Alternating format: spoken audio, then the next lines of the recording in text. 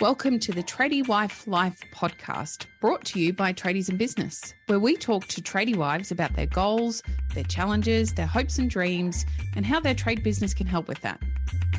Those listeners that are listening today and know me even just a little bit, in fact, I've probably referenced it half a dozen times on the podcast here, will know that I am a lover of wine. And I'm not a wine snob. In fact, I like all colors and most variants of wine. There aren't too many that I haven't at least found one version of that I really enjoy. And so when today's guest was suggested to me by one of our clients, Renata, I was thrilled at the thought that I might actually have an in to talk to this particular lovely lady and her industry, which very clearly now obviously involves wine. Today, I am joined by the lovely Alison Mercer from Mercer Wines. Alison, thank you so much for making some time to be here to chat today. Oh, you're welcome. It's lovely to be here. Thanks for having me. Absolute pleasure. And I just know it's going to be an absolute pleasure because we've just had a lovely little chat offline and I'm excited to delve in. Alison, did you grow up thinking you wanted to be a wine? Well, what do we even call you? I've read in some information earlier, they call you a vintage widow. Is that something you ever aspired to be, or is this something that you kind of fell into? Absolutely. I didn't think this is where I would be when I was, middle-aged, being a winemaker's wife. But also I'm proud to say, that's not all I call myself anymore. I used to, when I was young, my Instagram tag was Vintage Widow. Yes. And it's because one of our close friends used to call that all the winemakers' wives become widows during vintage. Yes. So you don't see your husband, he comes home late, leaves early.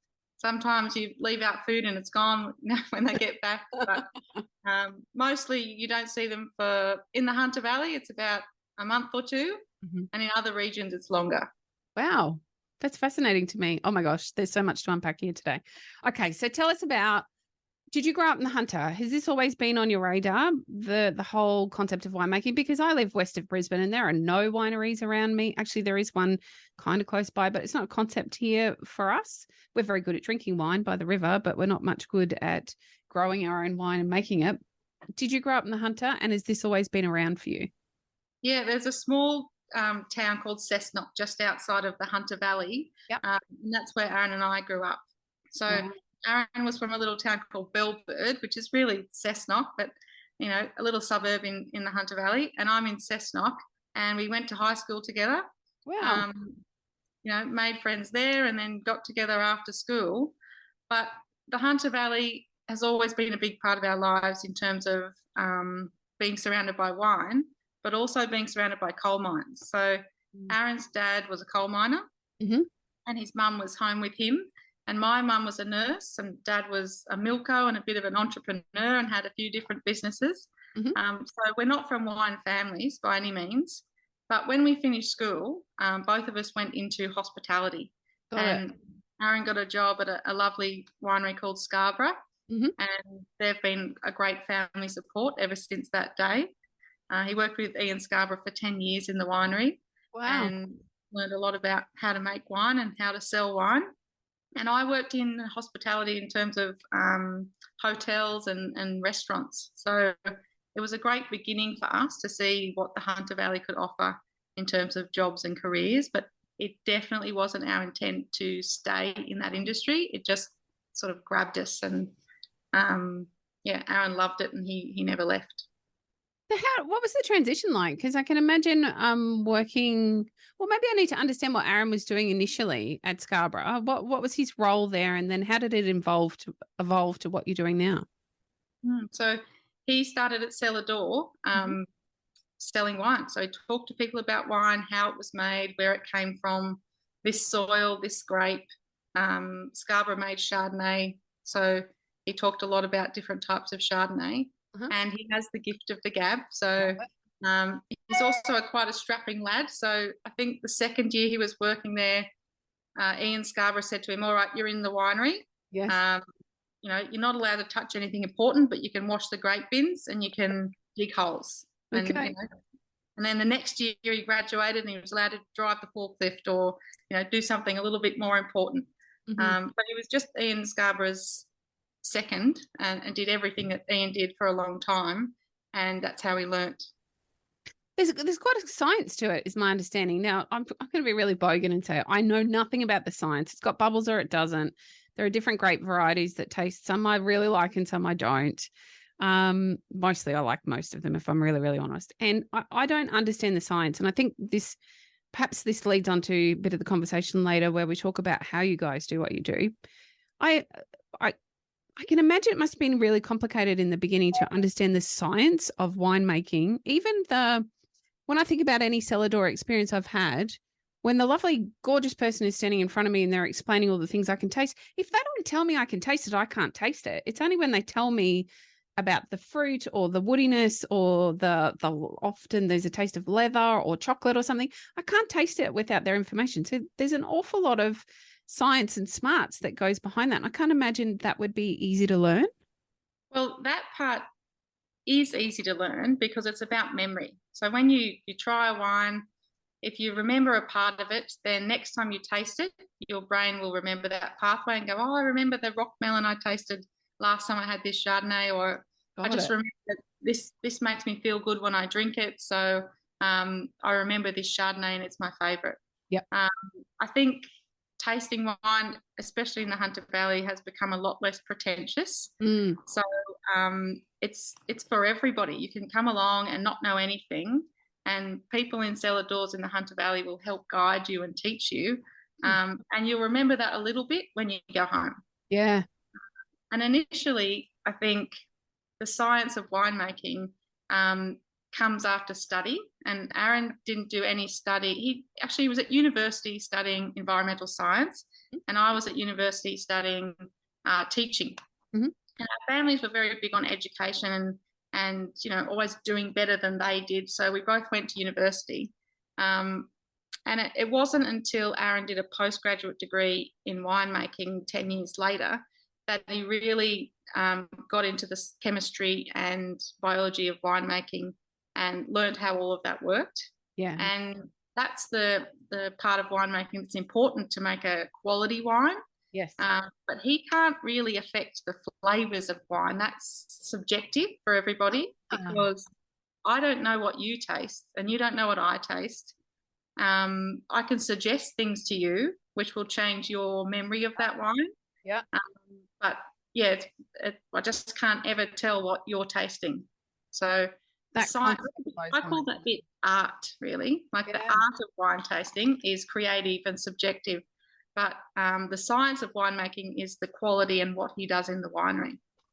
Absolutely mind-blowing to me that, and it makes complete sense, of course, because everything's subjective. However, that must be really challenging in your position as a winemaker because you think you have a cracking wine and the general public might actually not enjoy it, or the other way around. There must be times when you think, this is kind of mediocre, and it flies off the shelf because everybody loves it. Is that something that happens? Honestly, it's really hard for me to answer without praising Aaron because, I mean, a lot of tradies' wives, I imagine, are like this, but I think he does a great job. Absolutely. And although I'm biased, like if I didn't believe in him, I wouldn't be in this business. So he makes a really good bottle of wine. And when I'm in cellar door talking to people, they often say, oh, I like all of your wines. And I say, yeah. I didn't expect that there'd be one stand out that's really bad because otherwise we wouldn't bottle it. Yeah, of course. But yeah, he does a really good job. So I think his product is easy to sell and easy to drink. And that's part of his talent is creating a product that people love to drink. When I think I married into the wrong kind of trade. Perhaps I should have married a winemaker. This sounds like it's great. And I would have had a finished house long before the one that I do. Alison, tell us a little bit about that early journey. Like clearly you guys sat together and made a decision at some point that you wanted to become winemakers. And maybe we should point out the distinction, if there is a technical way to define between the two of you. There are wine growers and wine makers. Is that the correct terminology? I mean, some companies are both, but we are just winemakers. Yes. We don't own a family estate or vineyards. We're, growing our portfolio of business and real estate and a young family. but we don't have a winery or a cellar door or vineyards. So inevitably, Aaron has made, over the years of working in Europe and Canada, USA, we lived for a few years, and back in the Hunter Valley, he's made connections with growers, and now he has relationships where he'll buy grapes from them, make wine for Mercer Wines, and we have a product to sell. So it's an innovative method of creating a wine business, but it's exciting too because it's flexible. It is flexible, and I love that your connections are all over the world. So let's touch on that before we get right into what you guys are currently doing. So you traveled with this to get presumably the experience for Aaron to do what he is now currently doing. Was that the idea behind spending your time overseas?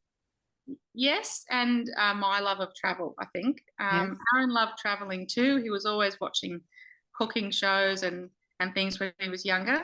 But I just had this overwhelming urge after school to go somewhere and travel. So at university, I learned languages, and Aaron had been at Scarborough for almost 10 years. And I had to almost drag him away and say, look, I'm going overseas. I'd already done a stint, almost a year by myself as a nanny in France. And I just had to go again. So we took off around the world together, but it was on the condition that he would fit in some vintages. Yes. So one of our vintages was in France, and we did a ski season in the Alps of France, which was not wine related, but he learned to ski, so that was okay. We did some farming where I learned to speak French fluently. Wow. So he worked in a vineyard, in a winery, didn't know any French, got kicked out of French school because he was too beginner. The only words he really knew were stop and go, which is lucky that he knew how to make wine. But I worked on a veggie farm with a lady who grew organic vegetables and learned all of my French. Wow, that's incredible. So travel is actually, that's part of our labels. Our three loves are wine, travel, and family. Love it. And that's just the three things that really excite us in life. That's fantastic. So I imagine that we do things somewhat similar and then also very different depending on the country that we're in when it comes to winemaking. So his extraordinary life experience would bring about a different way to create the wines, presumably, or a different way to look. I'm speaking out of my depth here because clearly I've got no idea.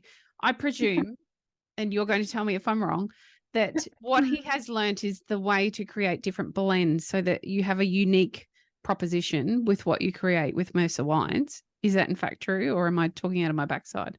Maybe, but I think a lot of the experience you get overseas is about what not to do. Fascinating. Because, maybe they make wine a really traditional way where they let a lot of oxygen in, or they use an old pump that isn't really preserving the fruit. Maybe they use too much sulfur and it affects the flavour and the colour of the wine. I think working in all different wineries, from a lackey to a more experienced winemaker in America, from small companies to big commercial companies. In America, Aaron made a lot of wine for different brands in Trader Joe's and for another company in Paso Robles. So that was the extreme. He's never worked in such big quantities before, but just getting experience. As an apprentice, you can't know everything, but going to different companies, different places, and working under different people, you get an insight into things that work and things that don't. And now with all that experience, starting Mercer Wines, he gets to experiment with things that will work for us and his dreams of what kind of wine he wants to make. Because the blend of wines, is it kind of what we enjoy conditional upon the environment that we live in? Like, I enjoy a really nice red wine during winter. I don't much like it during summer. So that's where I guess my question is coming from. And there would be different blends that work, I presume, for different climates. Is that in fact another truth, or is it another furphy that I'm making up to suit myself? Yeah, I think it's so personal. Yeah, okay. But the weather is definitely dependent on what people drink and what people buy. So I mean, in Brisbane, I imagine you drink a lot more white and rosé than you would reds. Mm-hmm. Whereas in Canberra and in Victoria, they love their reds because Yeah. it's colder there. Yes. So yeah, weather is a big dependent. Mm-hmm. And it's seasonal, as in what people buy at the bottle shop or at restaurants as well. No. That thing about have this wine with this meal, Yeah. I think that's a little bit outdated. If you love a Semillon and you're having fish, great, because they're a perfect match in the wine world. Yep. But if you also want a Pinot red wine with your fish, then that's okay. Yeah. It's whatever tastes good in your mouth, whatever you want to go with. I do love that I guess I'd call it a snobbiness when I grew up, and clearly I'm of a vintage. Listeners, many of you have seen my face. I've got a few greys. I'm certainly of some vintage. It was really snobby, right? And so you kind of had my dad would call them the corner store reds that we all drank that were easy drinking reds, but to get into like a full body Shiraz or something that I find really consumable now, but back then it was you almost had to. It was snobby. There's no other way to say it. It was almost snobby to drink wine. And I think that's very Australian. We're so ochre about it all. I don't know whether that's because it's now more easy drinking or it's because we've become more educated or whether the industry as a whole has become less snobby. And so it's quite okay to drink any blend that you particularly like, depending on what tastes for you.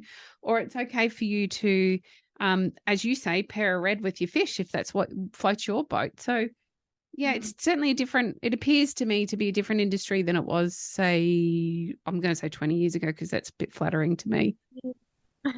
No, I agree. And I think the media and wine writers and wine companies, marketing can really affect what people drink.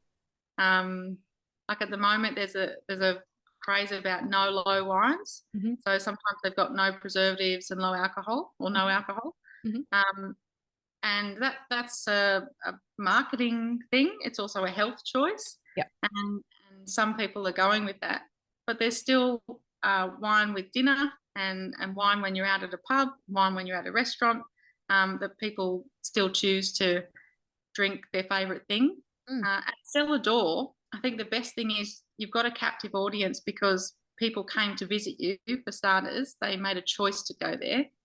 And you can let them try different things without being pretentious and saying, this goes with this. Just say, hey, I know you said you don't like Shiraz, but I think I've got one that's a bit lighter that I think you'll enjoy.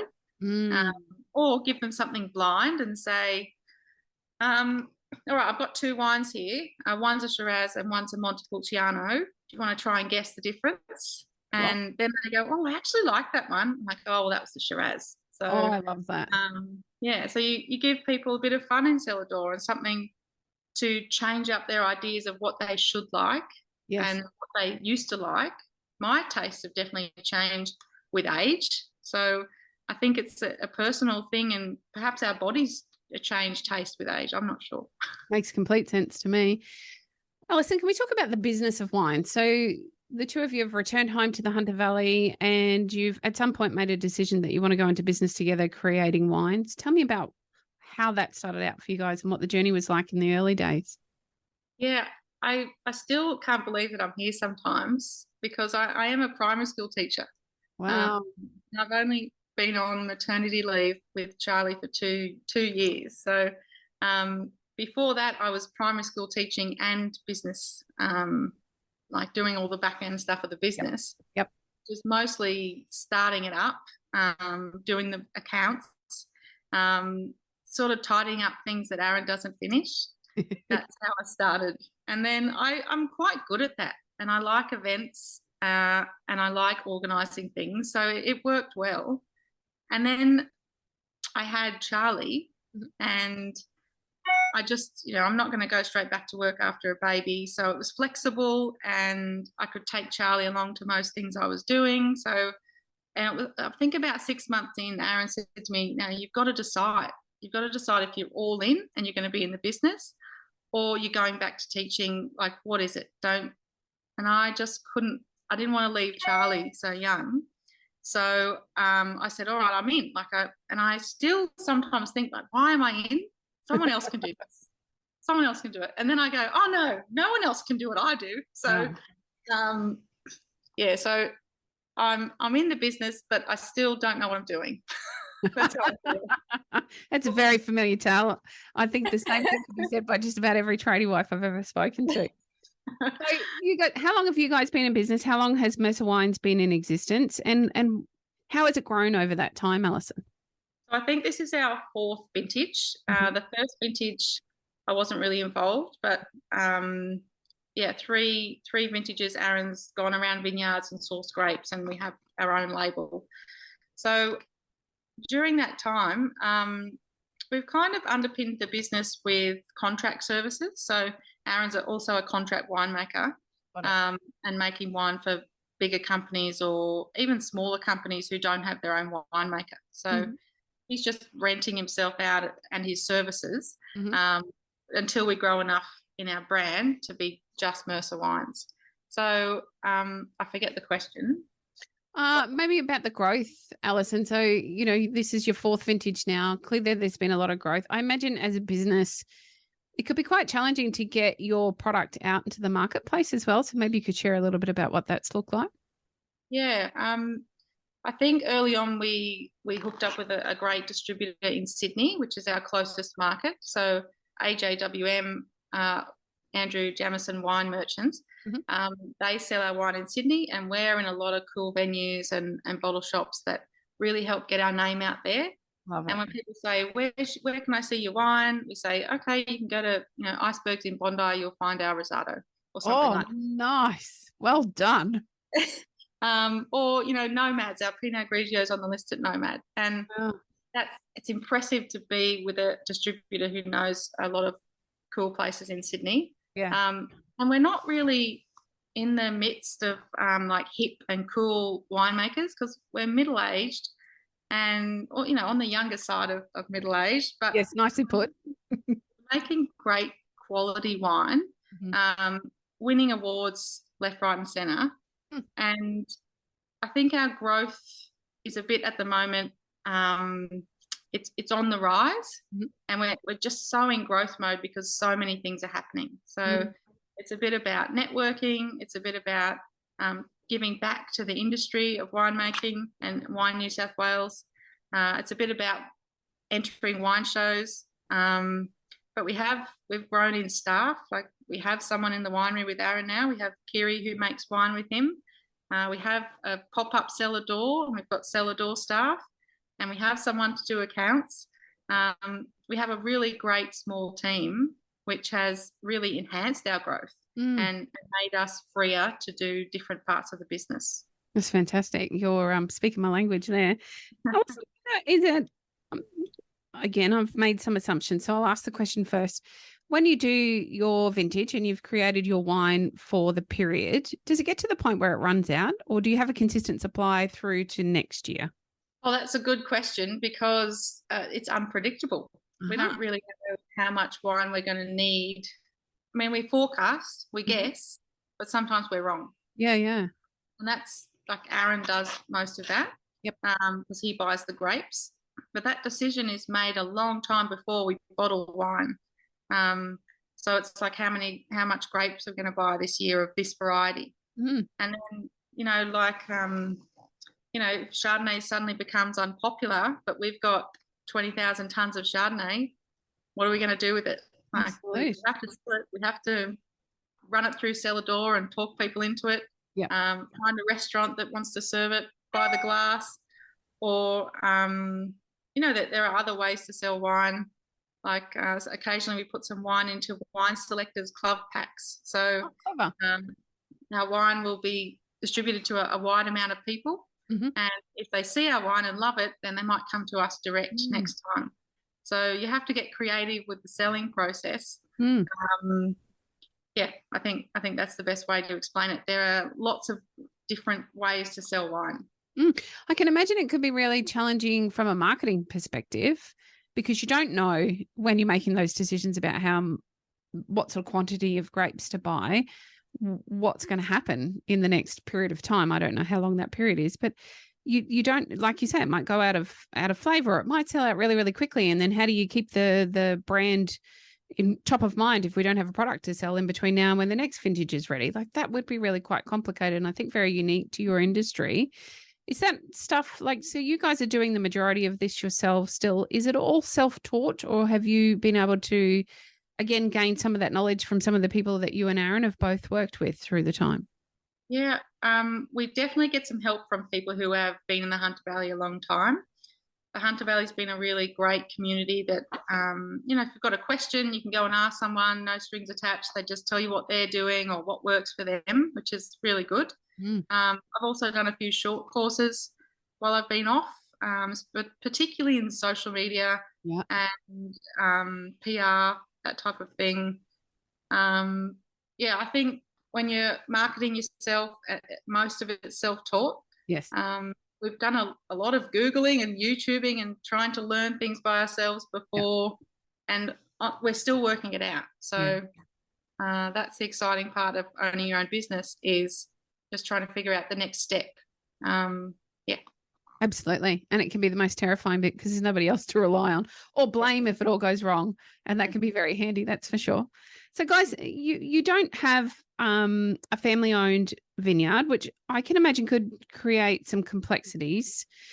What next for you guys? Is that on the cards? Is that something that you'd like to work towards? Or do you have very different plans for your company? Because I imagine the way that you're currently doing it, it's quite a sustainable way for you to be purchasing and then bottling and creating these beautiful wines.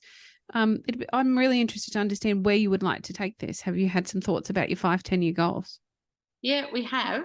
And honestly, it's still up in the air, because we don't own real estate, and we're sharing, all of our spaces are shared or leased. Yep. I think we'd really like to sink our teeth into somewhere that's a real home that we could invest in and build on, and people can come to us. Like, we have members now, and we want somewhere to show them around our winery and show them our cellar door, and have them say, oh, I visited the Mercer's property last week. And yeah, eventually we'd love to do that. And I think that's something in the future, but really we don't know if it's going to happen. We've got so much more to do until we get there. And we're just trying to get people to see our wine and taste our wine first and keep growing. This has been really fascinating for me. I feel like you've educated me. I'm very thirsty now. I feel like I really need to go and find a wine. And I could sit and talk to you for hours, as a matter of fact. And I'd love to have a chat with Aaron at some point. I find it really interesting to see a unique way that you guys are putting business together. This is a proposition that, again, I'm assuming probably is on the rarer side within the industry. I think there's a lot of family history that goes with the vineyards. I don't think buying in grapes and putting wines together would be unique. I've heard those stories before. Doing it the way you're doing it seems to be very unique. And I find it fascinating to think that you guys are able to, with your passion, and that's very much what I hear when you're talking about what you're doing and what Aaron's doing, have created a fantastic product that motivated one of our clients to insist that I must talk to you. And she was absolutely right. So, Alison, thank you so much for joining me today. It's really been a fascinating chat. I look forward to enjoying many of your Mercer wines. Alison, you had something very sneaky, listeners. Please listen up. There is something very exciting coming. Alison's going to do a great big solid here. So actually, she's probably doing me the great big solid. Look out for my order when we get offline today. I just saw this opportunity just to let all of your listeners know that we would love them to try Mercer wines as well. And I haven't set this up yet, but I'll do it as soon as the podcast is over. Let's do a promo code that is Tradies Wives, VES at the end. Yep. And I'll put it in the notes as well. But let's do a promo code so that you can taste Mercer wines. We're a sustainable New South Wales wine company, and we'd love to come to Queensland and have a look around too and do some wine dinners. But I'd also want to give a quick shout out to all the other winemakers' wives, because often we're a bit ignored and the winemaker is the rock star. Yeah. So I have a lot of knowledge that other winemakers' wives do too, and I'm really proud to say that I'm a really big part of the business. Absolutely. As well as the winemaker. Yeah, we are we call us in the tradie world, we call us the real boss, Alison. I think you've displayed that very well today. That would be your role as well. Now, if our listeners want to find you and Mercer Wines, Alison, how do they find you? And I'll make sure all of this is linked in the show notes as well. Yeah, mercerwines.com.au is the best place to have a look around. But you can find us right in the middle of the Hunter Valley in New South Wales. And on Instagram, you'll see my work. So Go have a look. Time for a holiday. I need to come down from Queensland. Or maybe I need to get you up here. Maybe that's the smarter idea for all of us. So I can have you infiltrate my local area. It's a bit hot. You might want to wait until a bit later in the year or next year. But Alison, it's been a dream. Thank you so much for joining me today. I've thoroughly enjoyed talking about wines in the middle of a random Wednesday. This is brilliant. Have a glass. Yes, it's time. Thank you, Alison.